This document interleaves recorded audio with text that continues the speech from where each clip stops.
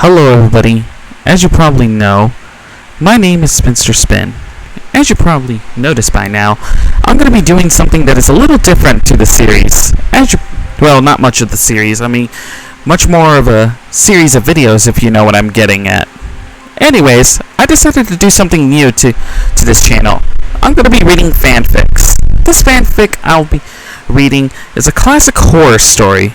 This one's called The Rainbow Factory. And I'm pretty sure this is a really popular fanfic since most of the bronies of the brony community have probably read this story and probably done it on their YouTube channels or other social media. But I wanted to do this as part of one of those bronies who read this story. So sit back and relax. It's time for a creepy story.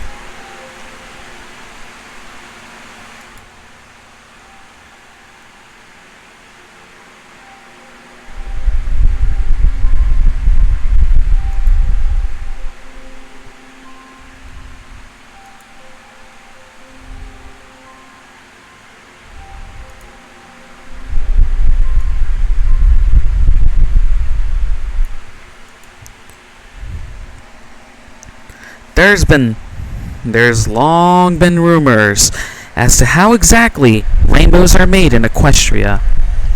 While a great amount of Pegasi are employed in the rainbow department of Cloudsdale Weather Corporation, almost all of them do to the lower factory work. What is known is that the great streams of spectra, the individual colors of the rainbow, flow out through the large grates down into the vast vats. From there, the workers carefully mix the spectra into the coagulated rainbow pools that dot and run throughout the factory and the surrounding city. Next, the mixture is pumped through the floor below, where the other employees atomize it and store it until the active weather Pegasi deploy it into the field. However, no one knows how the individual spectra are made. Supplies are never have been brought in, leaving no clue as to what goes into a rainbow. Tourists visiting the factory are treated to a featureless and foreboding wall with a massive reinforced doors, bearing entry to any pony at all times. While most of the faculty's various science and architecture is bubbly and welcoming, the factory's the Rainbow Factory's upper floor is protected by a harsh imagery of potential hazards and death. The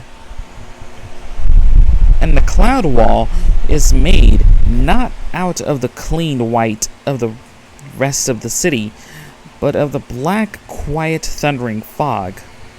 To become an employee of the Upper Rainbow Factory means sacrificing any life outside those anomalous walls. Workers are sworn to secrecy, forbidden from living inside the faculty itself. Those few who ever managed to make it out, not in a body bag, were twisted and disturbed, too damaged to ever bring themselves to talk about it. Many theories were proposed: dark magic from captured unicorns, chemicals, and environmental hazards that no sane pony could tolerate, and even thoughts of another unknown sister of Celestia's, destined to create spectra inside of the controlling some celestial body. None of them could be farther from the truth.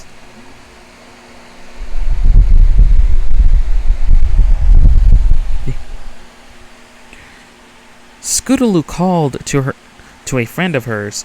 She was older and her last year of flight school. She is all like other Pegasi in the school. Was terribly nervous for the final test. Those that passed were granted freedom into the world to find their cutie marks if they hadn't yet, and become working ponies. A little known, or at least a little thought about fact was of what happened to the foals that failed their test. While uncommon, one or two from every class generally didn't have it in them to perform rigorous acts or maneuvers. Those that failed their tests were looked down upon the worst of ways, shunned and hated. Cloudsdale have always bred a form of nationalism amongst its occupants. If you weren't the best or didn't show the potential of being the greatest, you weren't allowed to be part of the flock. The glorious collective that the Cloudsdalians referred to themselves as.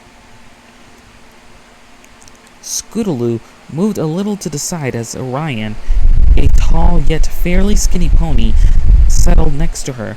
He fluffed his light brown feathers, gave a worried attempt at a smile as he scanned his surroundings. They were sitting with all the other graduating Pegasi and in a large and open waiting room overlooking the Colosseum. Just visible in the distance was the Rainbow Factory, and Orion glanced at it and gulped. Now, I accidentally missed out a part from the beginning of the story, but I'll go ahead and go ahead and read it. Come on, Orion. We're going to be late for our final test, Scootaloo. Which is what Scootaloo said at the beginning. What's the matter, Orion? You afraid of getting a dead-end job on the snow line? Orion chuckled a bit, then closed his eyes and sighed. No, it's just, I don't know, I don't think I can do this. What if I fail? What if I don't fail? But do just bad enough to still be disliked by everyone. I don't know if I can take being deported. Where do we even go anyways? Scootaloo gave Orion a friendly punch. No one knows, you dolt. And we're not going to fail. Everyone here is going to be fine. I know I'm going to pass, she laughed. Thanks for the tips from Rainbow Dash. I'm sure I'll be fine. Oh yeah, sure. That reassures me.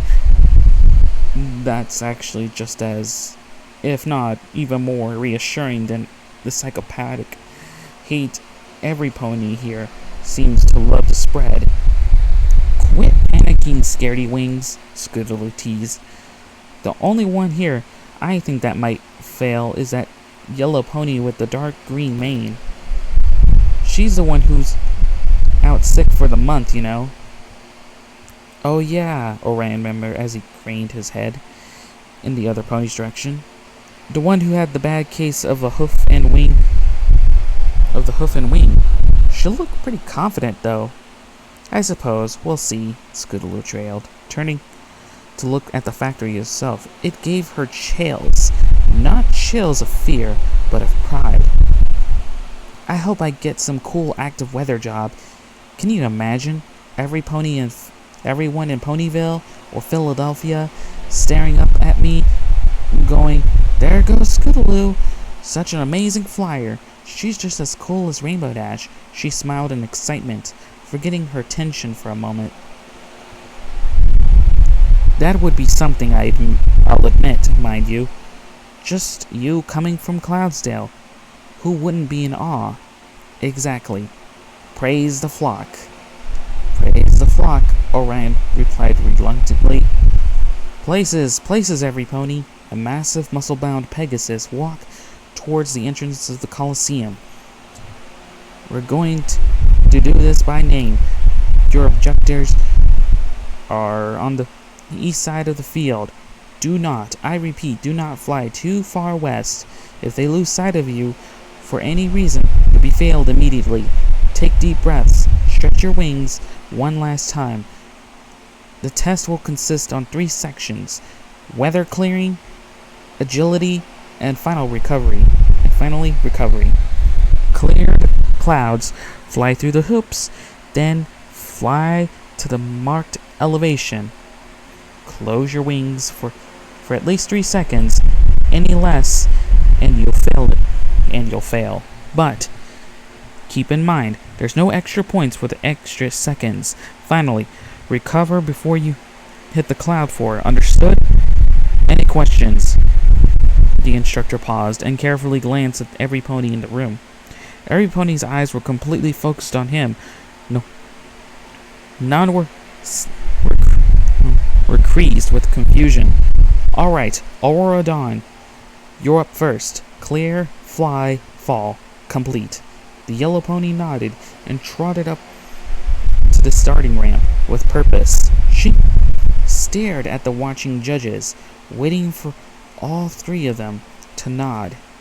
She took off with powerful force, bouncing the ramp as she did so. Every pony watched as Aurora quickly reached the starting altitude, then began a direct and propose an attack on the pre-positioned clouds. With the expert timing and intelligent turnarounds, the sky was soon empty of any moisture. Scootaloo and Orion watched with open mouths as she pulled fast and tight turns, expertly shooting through each and every hoop. Finally, Aurora pulled herself together to the proper altitude, hovered, and closed her wings. The groups of students grasped as she started plummeting down towards the clouds, and together they counted breathlessly. 1, 2, 3. They sighed as they watched her wings open in the correct amount of time, collectively holding that relief. Suddenly, Aurora's wings whipped upwards, and the onlookers flinched in horror as they all heard the loud hollow snap that was suddenly replaced by unending piercing scream. Many, like Orion, shielded their eyes with their wings, as others, like Scootaloo, could only watch terrified as the blur of yellow, green, and red plummeted into a cloud with a dull thump. Wasting no time, the instructor walked forwards again as the 3 judges simply pointed down, starting shuffling the papers around, speaking loudly as if nothing had happened. He called out, "Daisy Fields, clear, fly, fall, complete." Scootaloo and Orion stared slack-jawed as the another pony gulped, then, walking forwards onto the path, and took off. 2 turned back to the tuft on the cloud where Aurora landed and stared as the wind blew the fragments that were thrown up from the collision away. They saw the shivering yellow body attempted to move, only to collapse with a cry. Fair day spots. Clear. Fly. Fall. Complete. Aurora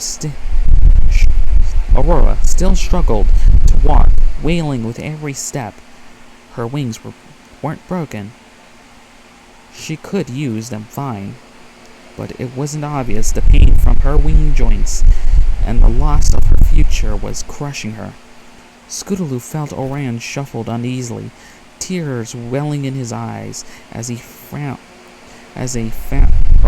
formed on his face. Holiday shine. Clear, fly, fall, complete. No one's coming to her. No one's coming to help her, Orion sheathed through his closed teeth.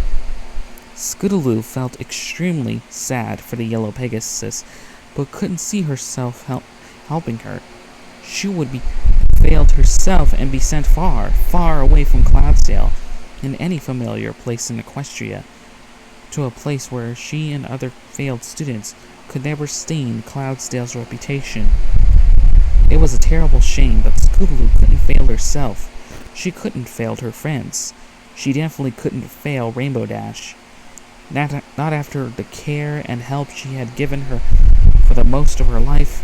Scootaloo blinked the tears from her eyes and forced herself to watch the competing students. One after another, they took off, successfully passed the test and flew to the east gate under the judge's spot in the stands. That's all Scootaloo focused on. Pass the test, fly to the gate, live a happy life. Orion Solstice. Clear, fly, fall, complete. No. What? The instructor took a step back, his front leg left raised in the air. You can't refuse your flight test. Get out there before you piss the judges off and ruin your life.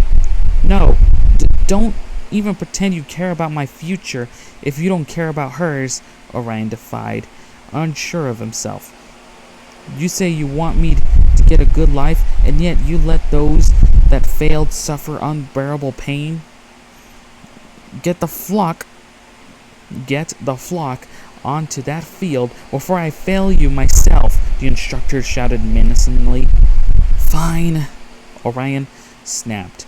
Before walking onto the ramp, he stared at the judges, waited for individual nods, and the second they came,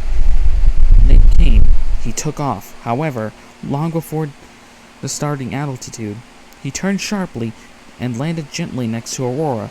She looked up at him, blood running down her forehead and sides, and tears streamed down her face while she spoke. What are you doing? You'll be failed. Like me, you'll get exiled. I'd rather be exiled from a place that treats ponies like this than live my life while others don't live theirs. Aurora smiled, happiness briefly replacing the sadness in her blackened, puffy eyes, until she stumbled again, and intense pain ripped across her body. Orion leaned close, using his wings to brace the yellow pony against him. He glared up the judges, projecting his hatred at them. They stared down, unaffected, and simply pointed down before looking back towards the ramp for the next contestant. Scootaloo stood shocked, hardly hearing her name called. She moved numbly up the ramp, never taking her eyes off her friend and the pony he sacrificed himself to help. After a brief moment, she shook her head, recovered her thoughts, looked to the judges. Thoughts raced through her head as she watched all nod. Oh, Celestia, what do I do? I can't let everyone I know, but I'll never see Orion again. I suppose I hope he knew that the risk when he did that. I am sure he's thinking the same right now. She glanced at Orion. He wasn't looking at her. She took off, heartbroken. Instinct kicked in as the familiar rush of wind cooled her and blew her thoughts away. She stopped at the right altitude, then launched again, seeing every cloud, formulating a game plan on the fly. In a matter of a couple of dozen seconds, the sky was clear. She did a quick loop in mid-flight, aiming at the first hoop. With a powerful beat of her wings, she propelled forward through the first ring, then the second, then the third, expertly turning and drifting with each one. She curved in towards the second last ring, near the bottom of the field. As she descended, she caught sight of Orion and Aurora, who were almost at the west gate. Now Orion turned his head and smiled weakly. Scootaloo's focus shattered. Orion knew what he did. He cared about her. He'll miss her. And he'd never get to say goodbye. Scootaloo cranked in the bottom part of the ring, falling backwards several feet and hitting the ground with a sudden intense flash of fear. She flipped herself onto her hooves and began flapping her wings, levitating off the ground. Maybe that didn't count as a failure, she thought. I can still fly. There was a distraction of the field. She spun around to the judges. 3 hooves pointed down. Scootaloo started crying there, tears welling up and blurring her vision. This wasn't right. This shouldn't have happened. None of it.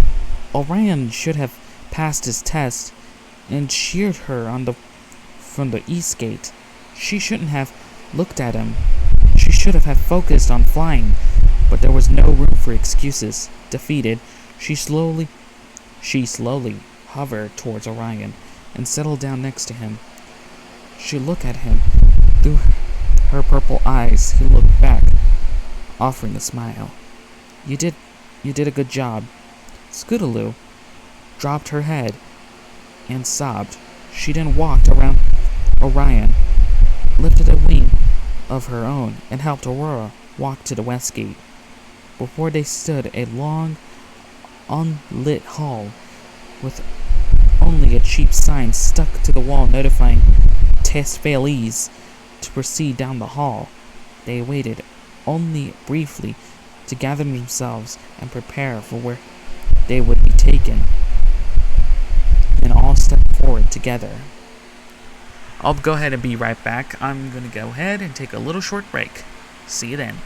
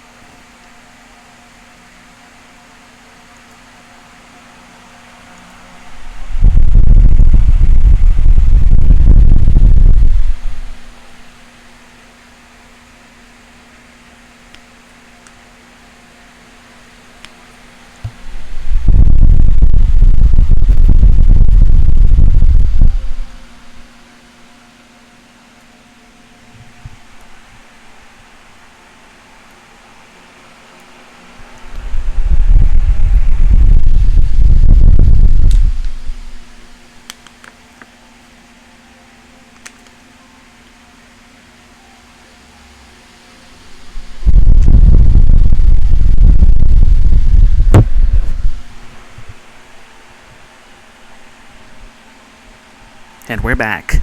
Time to continue the story. Against an empty carriage at the end of the lonely hall were three imposing ponies, leaning in disinterested and bored poses. One of them happened to glance up at the sorry-looking trio, stumbled out into the open. They were on the bottom edge of the Colosseum, with the vast rolling hills and plains of Equestria visible far below. Hey boss, we got some damn worthless Pegasuses. The first one called to an even bigger pony on the other side of the carriage. I suppose it's get to work time, is it? Cool it, hotshot. There may be more too. No. I was the last student to go. Scootaloo spoke in sobs. Orion could only hang his head. It's... She paused, and then breathed deeply, determined to remain as strong as she could. It's just three of us. Aurora's wings, they're broken. She needs help. Ain't that just a crying shame? It is. What's it to us? All that better. She don't come flying back to us no more. We may have failed our damn tests, but that doesn't mean we're not worth keep living alive. Scootaloo shouted in a flash of rage. She was determined to hold on to as much dignity as she could. Alright, sheesh. Hey, Patches, doctor her up before we head out. I don't want any blood on the damn seats. Anyways, I just washed that thing. The other two in the cot. Orion and Scootaloo hopped into the carriage and got as comfortable as they could onto the hard seats, but made sure to leave room for Aurora. As soon as the third of the large ponies finished bandaging her wings, she carefully stepped onto the vehicle, laid down on the bench at the back. Scootaloo inched closer to her and leaned down to talk as the door to the carriage slammed shut. The boss pony was inside the back, standing by the door, watching each of them. So, Scootaloo began quietly, trying not to speak too loud. "You're Aurora. I'm Scootaloo. I'm sorry we had to meet like this." "Any meeting of a friend is a welcome meeting," Aurora spoke gently, with sincerity in her eyes. "We did our best. That's all we can say. That's all any of us can say. Who's to say that the city of the deported isn't a good one anyways?" The thought struck Scootaloo as she considered it. No one has told about where the Pegasi were brought. Most ponies considered it to be some hard land, like where the zebras hailed from. That made Scootaloo realize something even more profound. Hey, if we're taken is where Zakor's from, then there's got to be a way back, right? It's not as if we're banned from Equestria. Fluttershy, a former friend of Rainbow Dash's, she's a Pegasus who lives in Ponyville. Rainbow Dash told me we couldn't speak of her because she never passed flight school.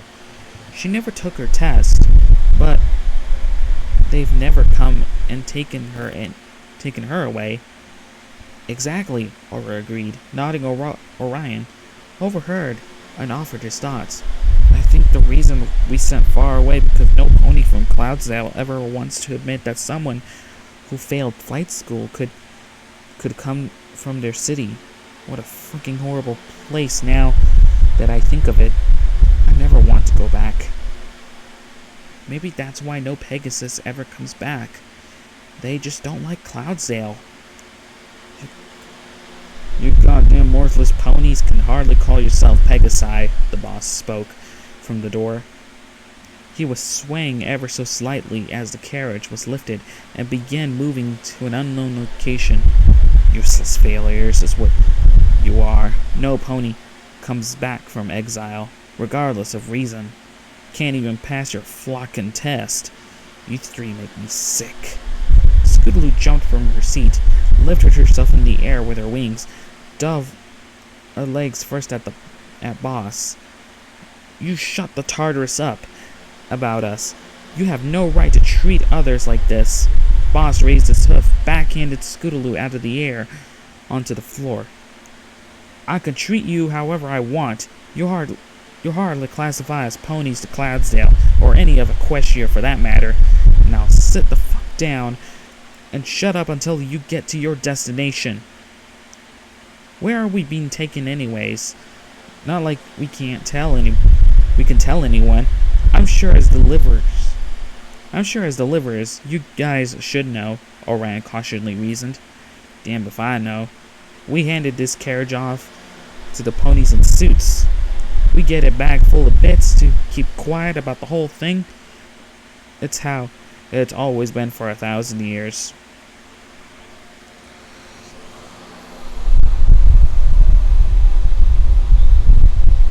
The three foals huddled together, scared of their unknown fate. They kept quiet as they waited through the unbearable trip, all lost in their own thoughts. Friends, family, loved ones, and pets, all would never see them again, and some would never find out why. An hour passed, and then another.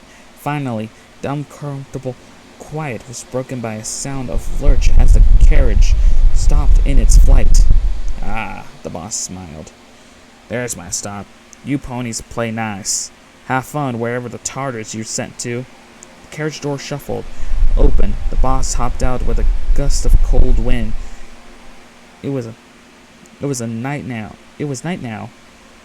with hardly any light to see with it at all. Scootaloo stared outside, noticed another figure staring in.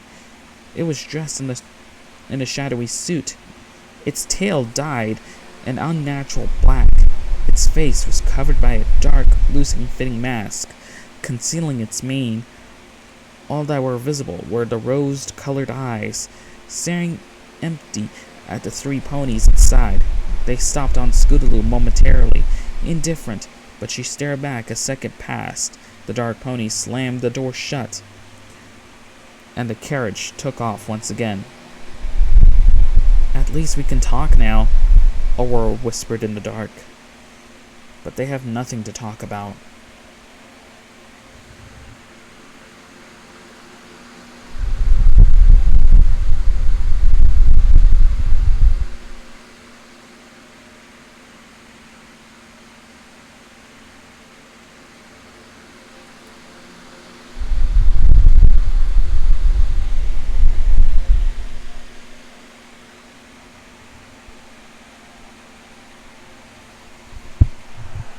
The carriage finally shuddered to a stop.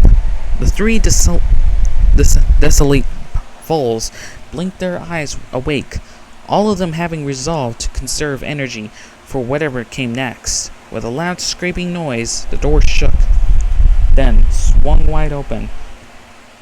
Several more ponies, obscured by the same masks and suits, moved around the area. Scootaloo blinked against the light from what she was seeing. There was a cloud building. As her eyes were adjusted, she noticed more details. Several of the cloaked ponies were rushing around, some holding clipboards, some carrying briefcases, and other important-looking items on their backs. The complex was full of machinery and signs. Pipes ran along the ceiling, and a loud, constant hum ran in the background, occasionally joined with other industrial sounds, such as crashes, alarms. Scootaloo gasped. This place, the architecture, it's all so familiar. I think we're in the weather factory. Orion frowned. That can't be right. We were traveling for way too long. We've gotten to be far away from Equestria now, not to mention the city. Actually, Scootaloo may be right, Aurora mused. I noticed it was maybe the same amount of travel time from where the carriage drivers swapped to here. It was that was from the Colosseum to there. But I don't know. I'm confused. Maybe this is just a coincidence. Welcome, mules, a large and powerful voice commanded. Several of the suited ponies moved to make way for a deep, dark red Pegasus dressed in a white lab coat. You degenerates are probably wondering where exactly you are. Stupid fools. You're in Cloudsdale, the Rainbow Faculty, to be correct. Allow me to show you around. What's going on in here? Do you expect to use us as slaves? Because I'd rather be deported, thanks, Scootaloo yelled. Orion and Aurora got off their seats, stood behind Scootaloo, nodding like in an agreement. Like you failures have a choice. You'll be here for the rest of your lives. Oh, I'm sorry. Where are my manners? I'm Dr. Atmosphere. My degree isn't a medical one. I assure you, in case you're picturing some dreadful surgery going on behind the scenes. Strange how so many worthless Pegasi get that idea. No. My degree is in engineering. I'm one of the directors for the corporation. I'm sure you've all had the tour of the lower factory, no? The three ponies nodded slowly, unsure what's going on. Excellent. Who can tell me where the tour began? Orion spoke up first. Where the spectre comes from upstairs and it is mixed. Very good. What a pity you're utterly useless to the flock. You could have been a smart addition. Dr. Atmosphere smiled sadistically and patted Orion on the head. But today, we're on the upper floor. Please, follow me and don't get too far behind, or one of my helpers will be forced to encourage you. With that, he winked at the suited ponies Not a three of them at the rear leaned forwards and jabbed each of the young Pegasi with liquid thunder tip rods, shocking them to the ground. Dr. Atmosphere whined in laughter as they all yelped and fell, continuing into a soft chuckle as they all stood up again. Scootaloo blinked tears from her eyes and shook herself, trying to loosen the tingling numbness in her nerves. She turned and quickly looked up at each of the masked ponies, catching each of them in the eye where she could. None of them were the rose-eyed pony from the carriage. Begrudgingly, she started walking behind the red engineer. You simply must be careful in this factory, Dr. Atmosphere began in a tone not unlike the many tour guides in the lower floors. There's plenty of nooks and crannies and vents and vats one could fall into. One must be very careful not to hurt themselves. After all, you're already hopeless as it is. Any more so, and even we couldn't use you. He glanced behind him, maliciously at the three foals, frowned, insulted by his words. They were walking down a hallway with vibrating machines and assembly lines lining the way, occasionally ducking under low-hanging wires or carefully stepping over streaming pipes, or steaming pipes to be exact. As they walked through, the building became cooler and cooler. All three were scrutinized, studying, desperately looking for another way out. They couldn't see any. Now, let me tell you a story. Cloudsdale is where the weather is made. Without us, rest of Equestria would have starved, freeze, drown, and generally be not a very happy place. That gives us a special honor, one that can't be tainted by incompetent fools like you. How could Equestria look up and trust if Pegasi like you are flying around wearing the Cloudsdale name? No. We need to do something with all of you. And then we got a delicious idea one day over 1,000 years ago. Those were some smart ponies back then, I'll say. You don't find too many of these days, but I digress, he chuckled. Here now, through these doors, quickly now, before more encouragement is supplied. Dr. Atmosphere opened a gray, heavy-looking door in a wide corridor and offered a hoof inside. Scootaloo stared at him. He glanced at the suited pony. Scootaloo and the others walked inside, and he laughed again. Enjoy the rest of your pitiful life. And with that, he slammed the door closed. They all turned and looked at a big room they had been led into. It was fairly open and empty, almost like a theater room. At one end of the room, there was a particular-looking machine. It was large and cubic, and almost featureless, save for 8 clear glass tubes that were jutted out from the sides like spider legs. At the top of the box was a single massive hopper, red with rust, despite the rest of the machine appearing shiny and clean.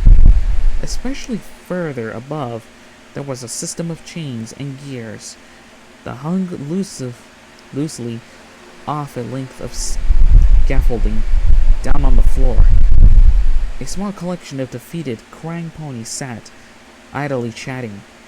Those uniforms they were wearing, those are from that other flight school across town, Aurora informed, sounding shocked.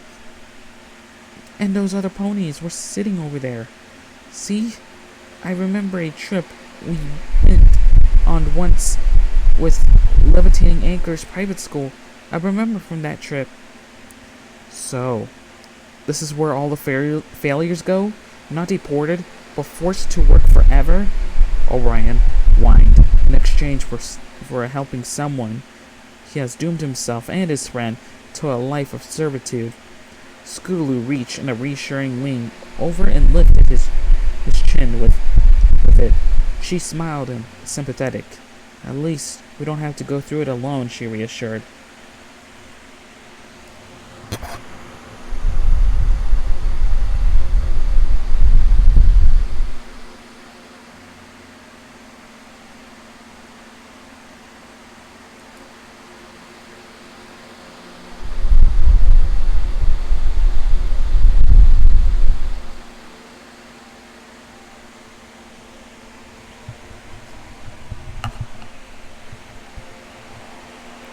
Suddenly, there was a commotion in the group of test failures. One pony from an unidentified school took off, heading towards one of the doors on the scaffolding. Immediately, two workers launched at the record speed. Both clipped the flyaway with their tasers. The foal spasmed in the air, then dropped like a stone. He landed with an audible crack and broke into a violent burst of twitching, and all the other ponies jumped back, staring horrified at their friend. They watched, hopeful, for a long time. He didn't move. Some cried softly, but most others turned away, far too shocked to feel anything. I guess that option's out, Aurora quietly said to no one in particular. But you can't fly right now anyways, Orion questioned. That medic guy, Patches or whatever he was called, he popped my wings back into their joints and bandaged up to where my skin tore. I won't be winning any races, but I think I can fly again. They shuffled forwards, joined the group of ponies, looking at each other with understanding sorrow. Eyes front and center, you intemp mules, one of the workers shouted. As the previous display, no one challenged that order, and they stared at the scaffolding, just as one of the doors opened.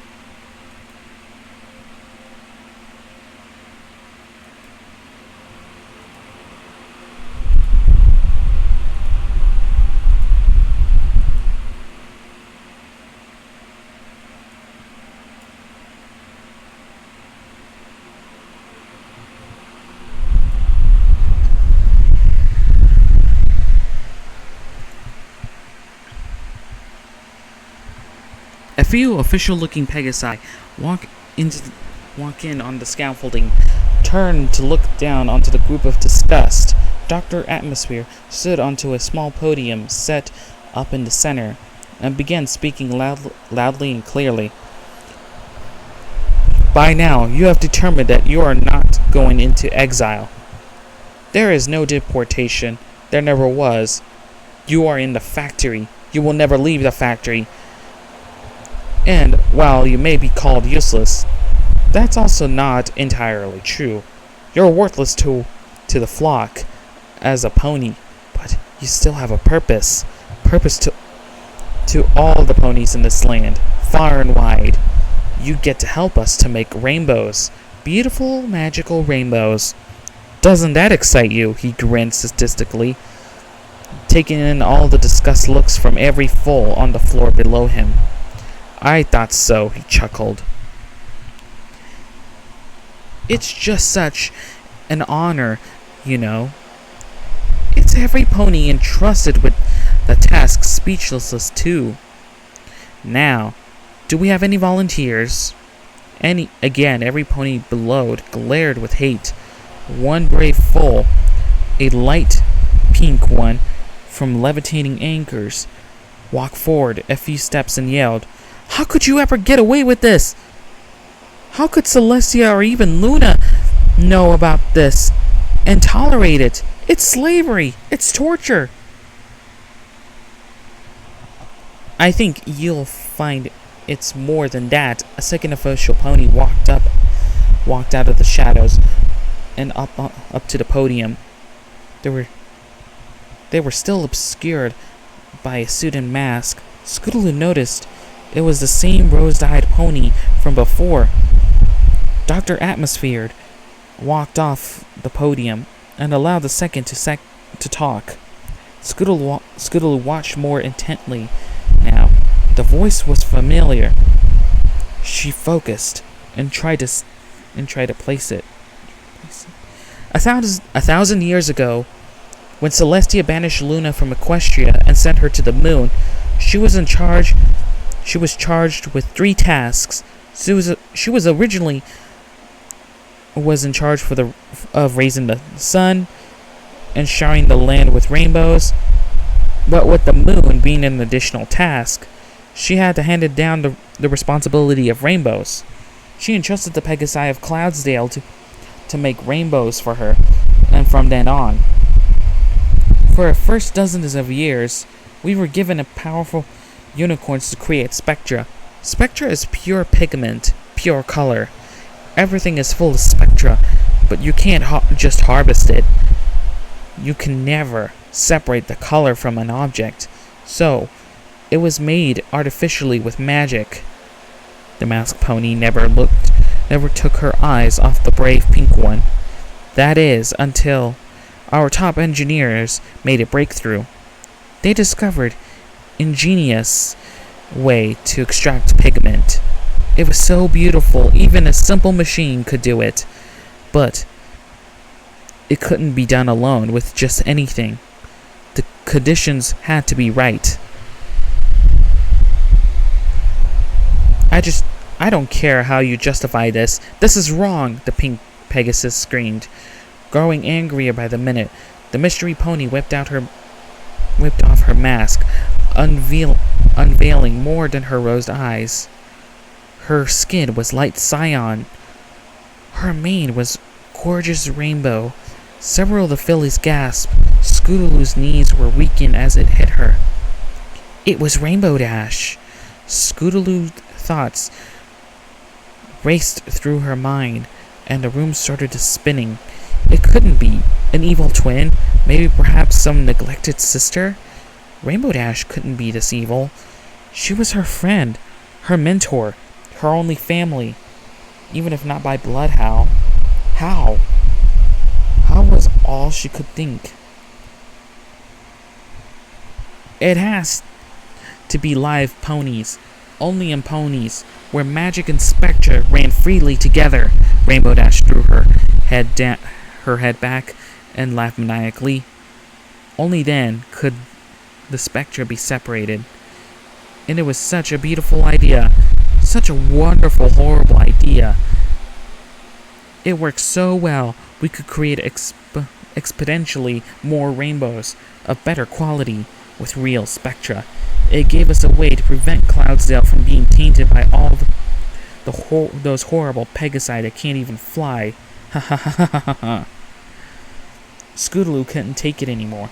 While all the other Pegasi were exclaiming their disgust and fear, running and screaming from where they came in, backing off as workers surrounding them and herded them back into the center of the floor. Scootaloo couldn't take it anymore. "I thought you loved me!" she wailed, cutting Rainbow Dash's laughter short. "Huh?" Rainbow Dash turned, spotting an amber-orange Pegasus as she wailed. "I thought you loved me. How could you do this to me? I thought you cared for me. After all, After all the help, after all of my life, you treated me like a little sister, and I treated you like my big sister. You were my big sister. To me, you were the only family I ever had, and you knew it. Tears were pouring down her face, obscuring her vision. Her throat hurt from the crying, the shouting, but she couldn't stop. After everything, you're just going to let me die? I tried so hard for you. She stared at the floor for a moment. Everyone was silent.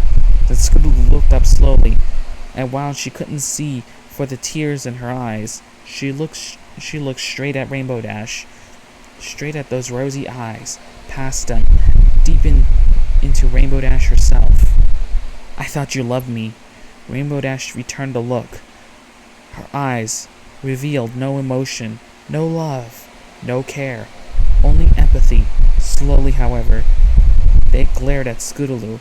Pure, seething hate erupted from Rainbow Dash's mouth as she screamed in return.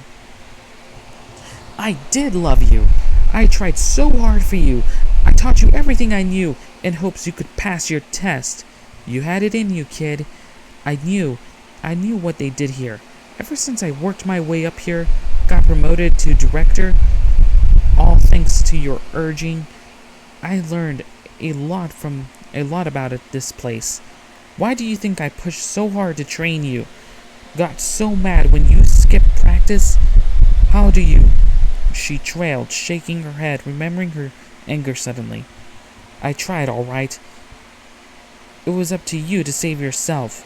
You didn't just fail yourself. You just failed. You didn't fail. You didn't just fail Cloudsdale. You failed me. You failed me. And that's the worst thing you could have done. You aren't just dead to Cloudsdale. You're dead to me. The room tilted as Scootaloo tried to comprehend what she told. Her mind broke, unable to focus on anything. She stumbled slightly until Orion held open wing, and she clung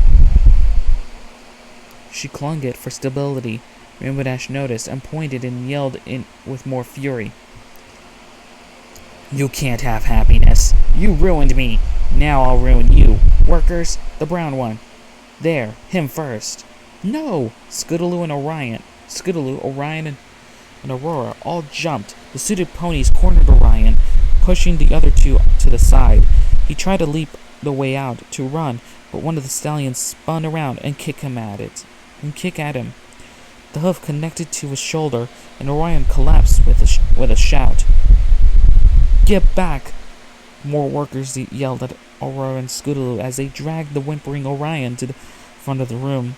The giant machine at the back started humming to life.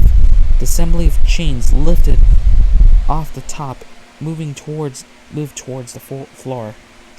As they dropped, it became clear that they weren't chains, but shackles. And the workers clasped Orion into them. Braving a look up, he turned to Scootaloo.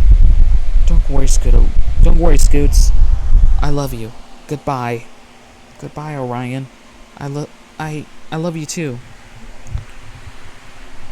With that, the chains pulled tight, lifted the brown Pegasus all the way up to the gears. The chains grew taut and stretched each Orion's limbs straight up and down. We find the machine works better if the ribs are broken, Rainbow Dash explained apathetically as the chains spun around in opposite directions, twisting Orion. His screams almost covered the echoing pops and shattered noises. One or two jagged bones tore through his side, and his yells faded to a slow, quiet rattle of breath. The chains untwisted, and the shackles opened, drawing the shattered pony into the single opening. With horror, Scootaloo watched, her brain overcome with what's happening. Detached herself from all emotion, she noticed that the top of the machine wasn't rusty. It was blood. Blood! Just like what's being tossed from the mangled remains of Orion. As the remains of his body was swallowed into the great machine, alternate rows of scythe-like blades dug into him. Drug him down until one lone hoof, directed straight up, could be seen. And then there was nothing. As the tubes of green and red spectrum started spewing their brilliant colors, her vision started to fade, and the last thing she noticed was Aurora's concerned, broken voice saying Scootaloo's name as she flopped to her side. Scootaloo, get up! Get up! Now! Hurry, Scootaloo, wake up! Wake up! Scootaloo shook her head, briefly wondering where she was and what was happening. In a flash, it all came back. She jumped to her hooves. Aurora was shaking, her fright encasing her face. The workers were starting to approach the two now, tasers and shackles in the ready. Scootaloo, they're coming for us. What do we do? Scootaloo looked for an opening. All the doors were blocked except one. Up on the scaffolding next to the directors, the suited ponies were slowly approaching, not rushing as they were delighted in the false terror. Fear was their tool. Scootaloo spun around, looking for an exit. There was only one, she realized. I have a plan, she whispered to Aurora. What's that? Clear, fly, fall, complete. Aurora's eyes widened after an amount. She nodded, understanding. She repeated louder, so the other frightened fillies could hear. Clear, fly, fall, complete. Got it. 1, Scootaloo started counting. 2, Aurora squeaked as she backed into Scootaloo. The workers were mere feet away now. 3, a collective shout vibrated around the room as every filly that could actually fly took off. The suited ponies gasped and fell back, unsure to where to go. There was too much confusion. A few of the faster-thinking ones took off as well, tasers at the ready, aiming at the closest Pegasus they could take. Step 1, Scootaloo screamed. Clear! With her command, the failure started targeting the dark ponies in the droves. Hooves connected with heads, while some of the students fell lifeless to the floor.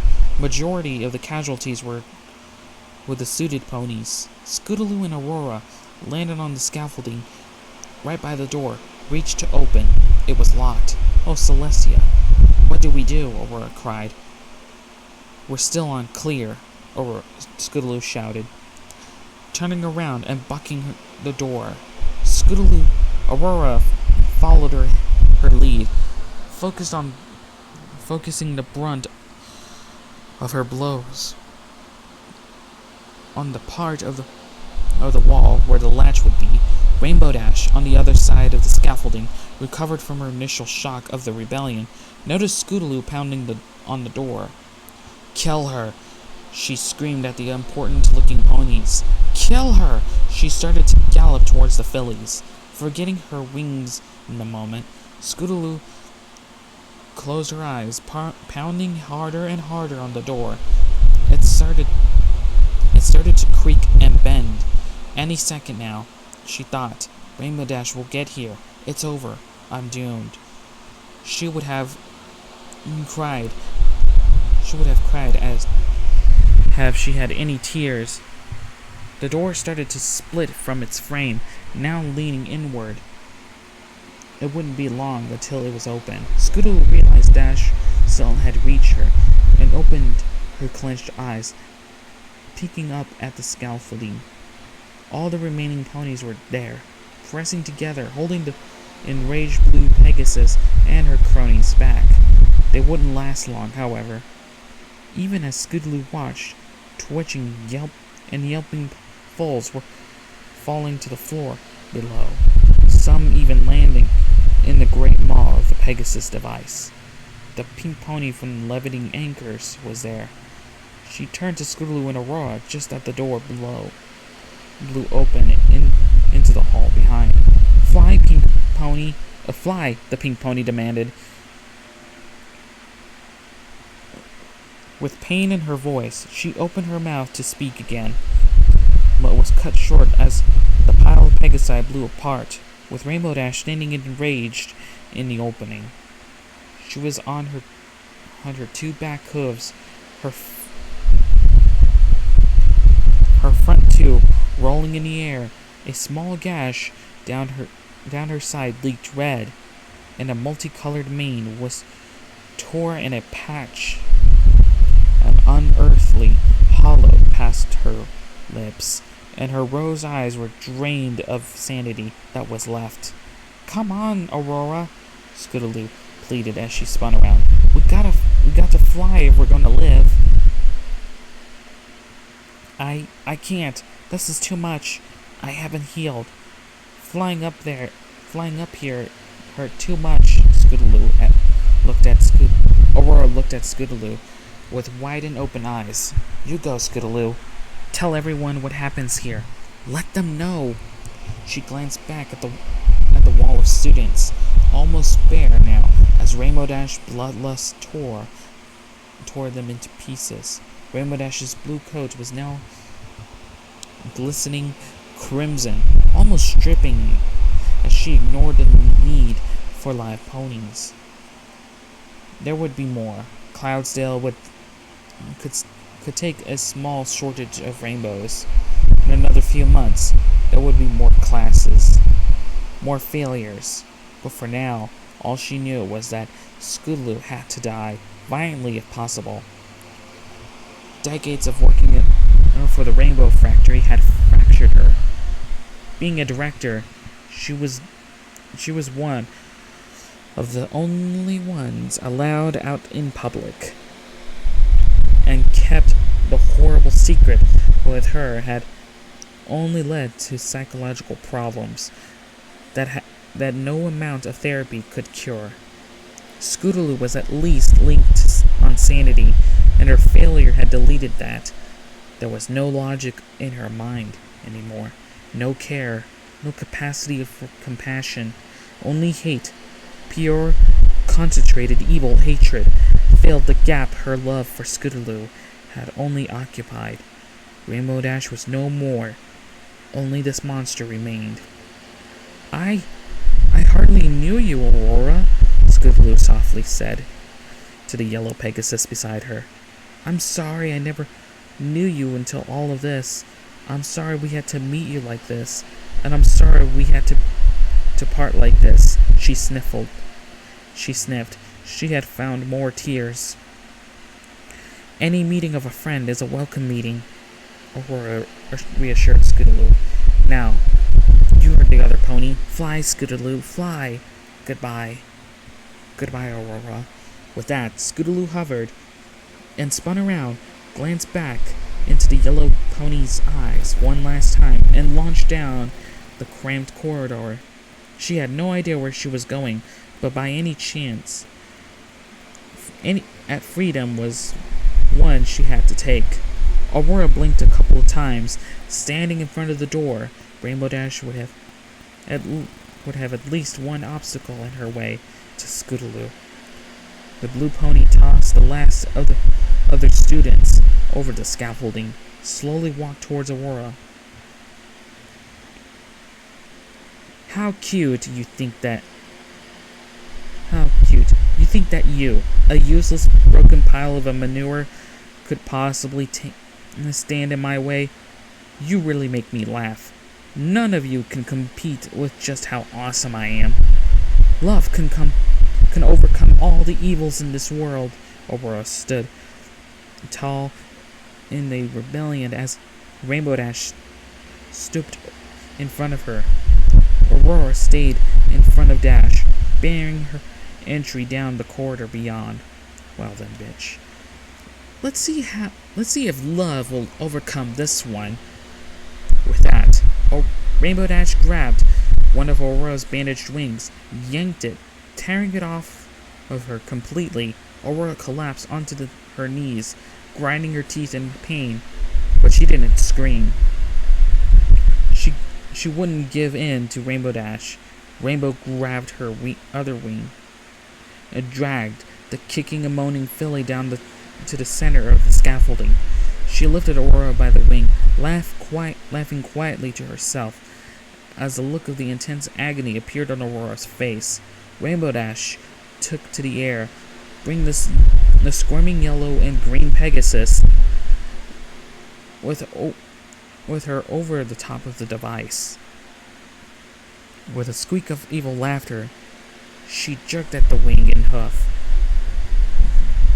It, too, disconnected from now. Convulsing Pegasus and Aurora fell, landing head first in the rows of the alternating blades.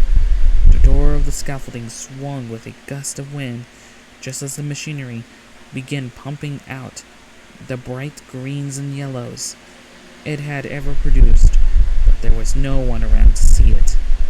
Scootaloo glanced backwards momentarily, her heart pounding. The noise of the constant thump, thump, thump drowned out any other sound in her head, and her ears throbbed along with her side. The corridor was just like the one that led to the theater room, crammed with dozens of obstacles just out at random intervals straight behind her, maybe 100 meters now. The bloody mare that used to be Rainbow Dash was cruising along the scaffolding.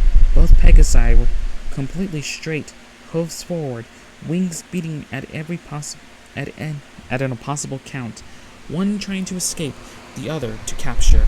Scootaloo looked forward again, focusing on what lay ahead of her.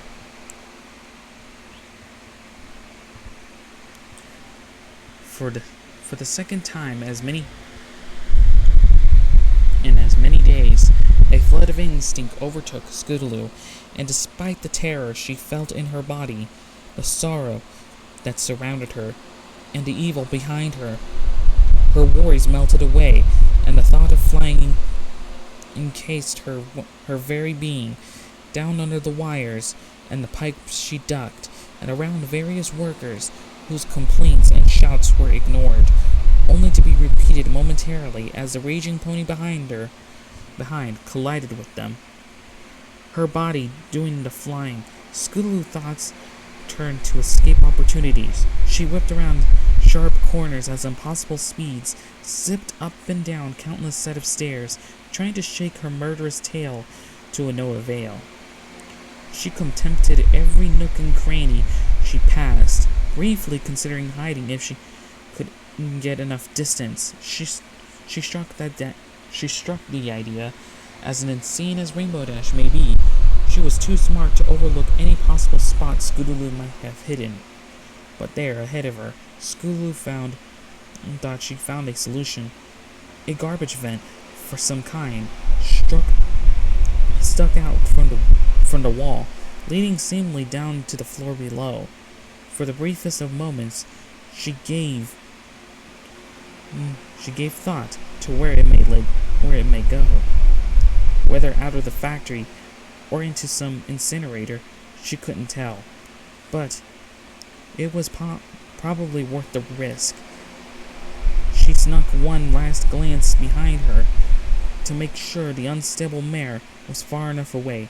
Rainbow Dash paid no attention to any hazard as she sought her prey, tearing through electrical wires and ricocheting off heated pipes, going through any obstacle rather than around it to save time. Thankfully, those collisions had slowed her down enough to give Scootaloo a chance. She slammed to a sudden halt, opened the vent, hoping for her life. Fall, she muttered. She closed her eyes, and her wings resisted the urge to start flapping immediately. She counted silently to herself as shadows rushed past her, and closed eyes, hoping for the best, to where this vent led to. 1, 2, 3. She opened her eyes and wings, and looked up, hovering. Rainbow Dash was above, looking down into the vent. Her eyes were buggy and twitched. She pounded her hooves on the edge of the vent. She was too large to follow with Scootaloo, having barely made it in herself. But then the anger in her face vanished, only to be replaced by a malicious grin. She started laughing again, the cackle echoing down the vent, reverberating in Scootaloo's mind. "You moron, you never did have a good sense of direction," she teased, laughing again. Scootaloo finally looked down, getting her bearings. "Oh no," she squealed. She was in the theater room again. Only by now it was full of workers circling her. Their masked faces seemed to be grinning at her as Rainbow Dash shouted orders down the vent. "Don't let her die. I must do it. Subdue her. Catch her," she whined in glorious victory as the workers shot Scootaloo with a taser. As her limp body began to fall from the air, caught her and brought her to the floor. Scootaloo blacked out momentarily as the electrical pass drew her, but she came to lying on the cold cloud floor, metal shackles preventing her from moving. She struggled to get free. She could hardly shake. The chains lifted her slightly, bringing her to small body eye to eye with a Pegasus in front of her. The pony was a deep blood red, glistening in the artificial light of the factory. Her mane had small spots of glorious colors of the rainbow, but was mostly the same red color as her coat of her fur.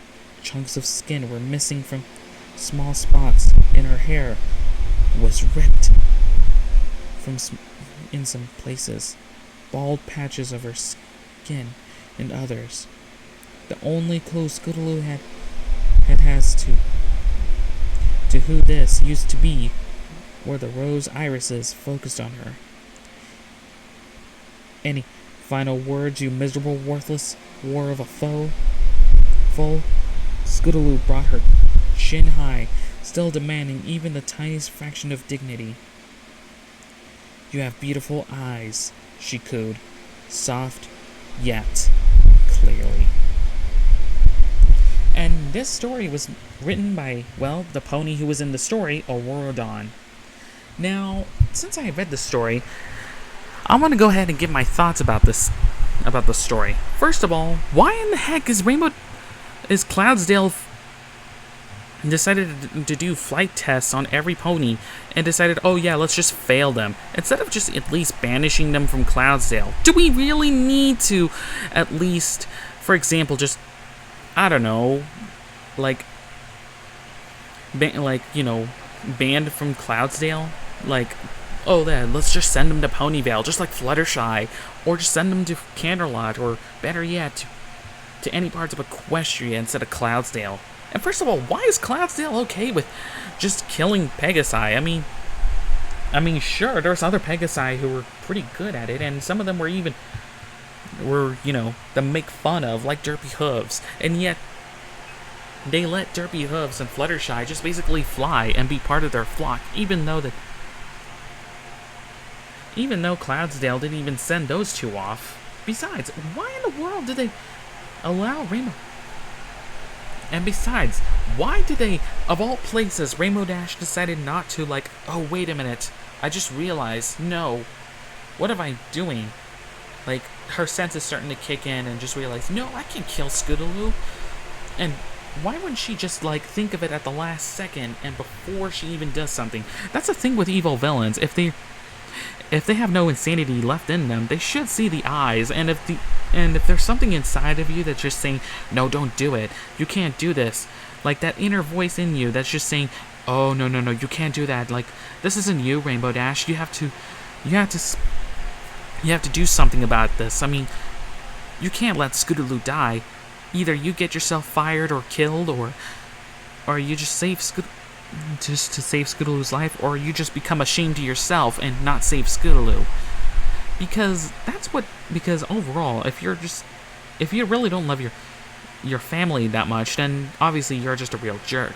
And first of all, why Aurora, Orion, and Scootaloo didn't have the chance to escape when they were at the Coliseum in the first place. They could have at least escaped and not go down to Westgate and just at least escape. I mean, like, above all, Ponyville, they could have at least carried Aurora on her back and just, oh yeah, with the two of them at the ready and just literally fly down to Ponyville, get him to a doctor, because that would have been, because all of this would have been avoided, obviously. And basically, it's just kind of like, oh yeah, Rainbow Dash went into Sugar Cube Corner one day, and Pinkie Pie said, oh, it's gonna be a party, and poisoned and drugged her with green cupcakes, and then sooner or later, using her own body for the special ingredients for her cakes. But of course, it was nothing more but a sadistic choice. Like, and oh yeah, Rainbow Dash should have just declined her offer and just decided to go about her day as usual. But then again, Pinkie Pie would just like, no, you have to accept my invitation, or else I would have just, or she would have done something very crazy. Oh yeah, you don't accept my invitation? Do it now, or else I'll kill your family. I mean, that would make sense, but still, Scootaloo and like her friends should have thought the idea. Oh yeah, they're on the Coliseum. We should have just at least fly down towards at least a pool or a lake and just swim out and just carry Aurora to the doctor's office in Ponyville and just stay in Ponyville for a bit. I mean, I still have the Cutie Mark Crusaders. I mean, that's their first thought if you ever think of, entering a flight test. And I'm pretty sure that based on where the story, when they said they were going to get cutie marks, I'm pretty sure this is around the time when Scootaloo doesn't have a cutie mark yet. And I'm pretty sure it's around the seasons of season 1 or 2, or possibly 3 or 4. Maybe a bit of 5, I'm not sure. But other than that, I'm pretty sure it's around season 1 because, well, if I remember correctly, when I watched a My Little Pony season 1 episode of Friendship is Magic, there was an episode where Rainbow Dash was doing the Sonic Rain Boom, and they gave tour of the Weather Factory. So, I'm pretty sure this is take place around season 1. But anyway, what do you guys think? Do you think the story was pretty good? Do you really like the fact that Aurora Dawn made a story that make every brony to be, happy about it? Because I think I really like the story. And also, what do you guys think so far? Let me know. And overall, I think the story's good. Anyways, this is Spencer Spin, and I'm, well, teleporting out. See ya later.